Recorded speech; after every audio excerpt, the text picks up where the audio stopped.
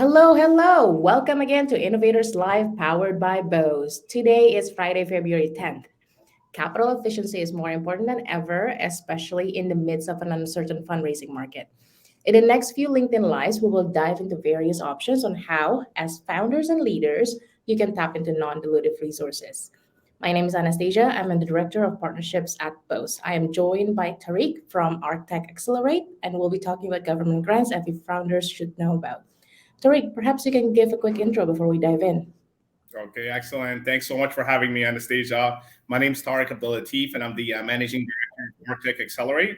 What we are is a business development, grant writing, proposal preparation, and lobbying firm headquartered out of Ottawa, Canada.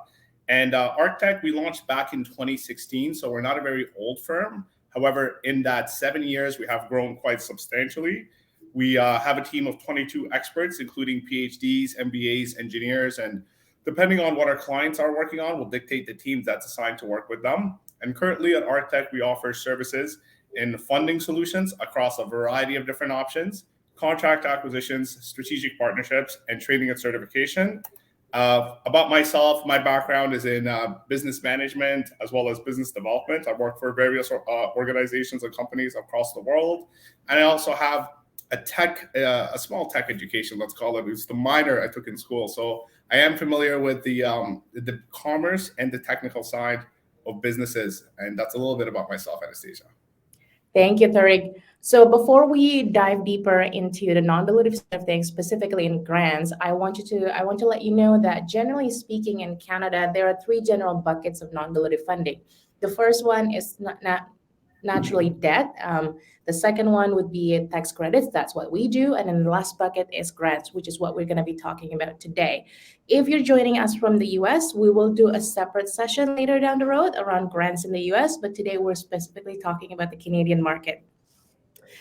Tariq, I know that every year Canadian government spends billions of dollars into small and medium-sized business. Can you share what type of incentives are available for founders to access? Absolutely. And I'll actually add one more bucket to that because there's going to be grants.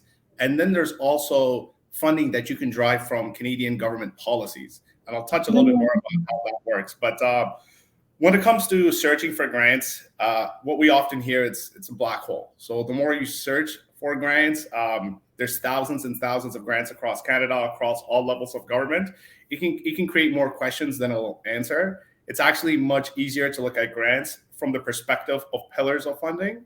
So there's essentially six main pillars, but for the purposes of today's conversation, there's effectively four pillars.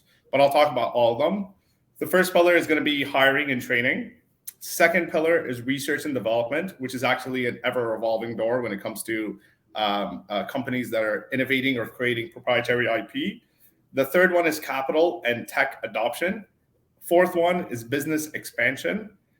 Fifth one is initiatives that support government mandates. These are funds typically reserved for not-for-profit organizations. However, if, let's say, your product or service can help a not-for-profit in the execution of their mission, then there's funding that they can access to hire you. So it's really important to think about that as well. And the final pillar of funding would be things like music, arts, film, which I don't think that'll be a major part of today's discussion. But at a high level, those are the pillars of funding when it comes to grants. But I do want to touch on the industrial and technological benefits policy of Canada. I did mention that's another bucket of funding. So, we can talk about that program for hours. It's very, very complex. But at a high level, what it is, it's part of Canada's defense procurement strategy, and it creates obligations for prime contractors that are these multinational corporations like Lockheed Martin, Vard, Boeing, Babcock helicopters. Whenever there's procurements between $20 to $100 million and above, these organizations are required to spend an equal amount of dollars that they received for the contract back into the Canadian economy over a certain duration of time, which is usually the duration of the contract itself. So, for example, if Lockheed Martin is building a fleet of jets for the Canadian Department of National Defense or for the Air Force, they're going to owe the government billions of dollars, or the Canadian economy billions, through the form of obligations. However, for every dollar that they invest into a Canadian SMB that they're interested in their research and development, they'll receive 9 times off of their investment. They'll receive a credit of 9 times multiplier of their investment. So if they invest $10 million into a Canadian company, they'll receive $90 million credited off their obligations to Canada. So this could be a really, really strong incentive to drive investments from prime contractors into Canadian SMBs. That's amazing. That's really good to know. Well, I think kind of like if we put things into context, can you paint us a picture of what kind of grants, like based on these four pillars that you mentioned earlier, the typical kind of like grant stack, so to speak, for companies that are at seed round or Series A round for ICT specifically? What would that look like? Okay, so I'll talk at about a high level about what kind of programs are available under each pillar. And then I'll go into a little bit about the typical grant stacking or the sequential order of grants that tech companies usually follow when it comes to attaining non-dilutive government financing. So when it comes to the pillars of funding, under hiring and training, there's different programs depending on what your needs are. So for example, do you want to hire co-op students? There's programs for this. Do you want to hire recent grads? Or do you need a higher level of expertise? Do you need to get MBAs or PhDs to assist you with very complex research challenges? It might cost you a lot less money to bring on a PhD, for example, that's doing their dissertation on artificial intelligence than to hire a third-party company to do the exact same thing. Another really important thing to mention, which I'll touch on a little bit more, is most of these grants are very stackable with SR&ED. So they work very, very well together. So for example, the majority of grants are going to cover 100% of project cost. So if you're doing complex research, your contribution, so if let's say my tax covers 50% and then you contribute 50%, that 50% can be claimed through SR&ED. So that's another aspect of government stacking to consider. When it comes to research and development, that's, again, as I mentioned, going to be an ever-evolving door. There's municipal, federal, and provincial programs, but some of the best known ones would be things like the IRAP program, Sustainable Development Technology Canada, Sustainable Development, the Space Development Technology Program. And it's also important to consider the sector that you're in, as I touched on a little bit earlier. When it comes to capital and tech adoption, some of these programs would be things like the Jobs and Growth Fund. So this allows, for example, one of the activities is future-proofing SMEs through digital adoption. So if you're working with clients that need to adopt your technology to help future-proof them or to make them more resilient or to automate some of their services, those are excellent grants that you can utilize so that your clients can access your services. When it comes to business expansion, the government is typically only interested in expanding the organization outside of Canada, unless there's very, very, let's say, significant expansion within Canada. And for that, you'd be able to apply for programs like the Strategic Innovation Fund, but those would be larger scale programs, like $20 million is what you would ask for. Mm-hmm. However, I do want to touch on a program that was recently released called the Canada Digital Adoption Program. And that can be for expansion and digital transformation within Canada. And I think that's where I'll leave it in terms of the kinds of programs. We can go into a lot more detail in our next discussion. I won't touch on music, arts, or films, as I don't think that's going to really apply for today's discussion. But also when it comes into the correct sequential order of grants that companies should apply for, this also depends on their technology readiness level, TRLs, which is, as you know, through SR&ED, the scale of 1 to 9, that the government uses to understand which stage of development your innovation is currently at. And at different stages of the development process, you can actually bid on different kinds of contracts as well. So contracts can be another source of funding that's a little bit different from grants, where the government will finance your proof of concept or your prototype to help bring it into commercialization. But at a general high level, what I would say the most typical grant stacking strategy or the most typical sequential order of grants that I see clients apply to is first hiring and training, getting a right team together to help increase the capacity of the organization. Once you have the right team, you can start applying for research and development grants because a lot of the funders, for example, IRAP, they want to see that you have the right team to bring the project to commercial success. So by utilizing hiring grants, you can position yourself correctly to be able to access IRAP funding. Also, IRAP likes to see that you have at least full-time employees on your payroll prior to them considering you. So then you can leverage grants to, again, make you eligible for a larger program. And once you get the R&D funding and you've commercialized your technology, perhaps you want to look at capital and tech adoption grants. That could be part of your business development strategy. After that's done, you could look into market expansion, and then you would want to revert back to R&D funding. Because again, R&D is going to be an ever-evolving door.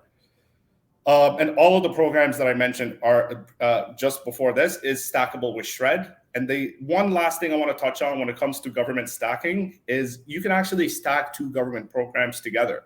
So typically the way this works is you can stack a provincial program with a federal program. So how that can look like is, let's say a federal program says they're only going to cover 50% of project costs, but you could stack it up to 75% of project costs with another provincial grant. So if you find a provincial grant saying that we're also going to cover 50%, stacking's up to 70%, you can actually split the cost across the two different programs. Oh, excuse me, we got an emergency alert. Hopefully it's not a tornado or anything like that. We're getting a lot of tornado alerts here in Ottawa, so I got to keep an eye out. But yeah, so when it comes to combining these two grants together, you can split the cost across both of the programs and actually get up to 75% of the covered rather than just 50%. But hopefully that provides you a little bit of more context as to how you can stack grants together. Obviously, it goes into a lot more detail than that, but I think that helps provide at least a general high-level perspective. Yes, and I'm actually really excited to dive deeper into all those four pillars, especially on the market expansion program. So for founders, if you're just tuning in and if you're addressing the US market, the UK market, even the Australian market, there are a lot of funding out there that can actually help you offset some of your costs. So I'm going to drop the link to join our webinar 2 weeks from now, when we're actually going to cover in more detail how you can actually access those things. One last question before we go. When would be the best time, Tarig, in your opinion, to apply for these grants? Is it true there is a timing strategy to apply for some of these grants as well? I would say there's never a bad time to apply for grants. There are more strategic times to apply. For example, a lot of times people don't apply for grants when they already have financing. That's not a good way to look at it. It's when you have financing is actually the best time to look for grants, because most grants aren't going to cover 100% of cost.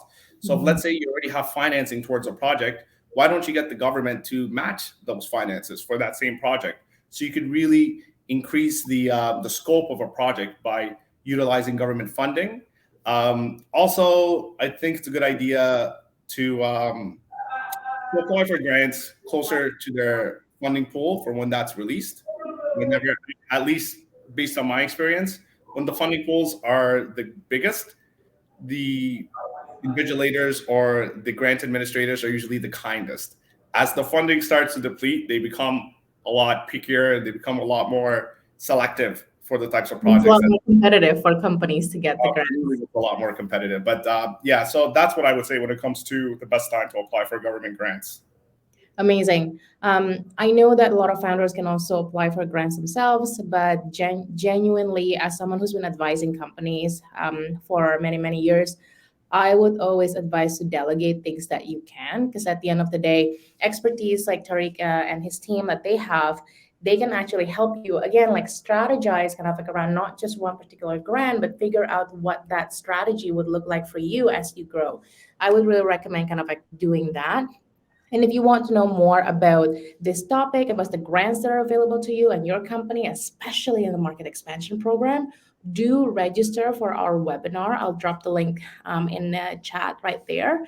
And I think we are almost at time, so I do have to wrap up today's stream. But yes, make sure you sign up for the webinar. And also, if you want to chat about any of these things or the SR&ED program that Tarig mentioned a couple of times, feel free to book my time. I'm going to drop my Calendly there as well. I'm always happy to chat and be a resource to all of you. And with that in mind, thank you all for tuning in, and see you all next Friday for our next episode of Innovators Live. Thank you, Anastasia. Thank you.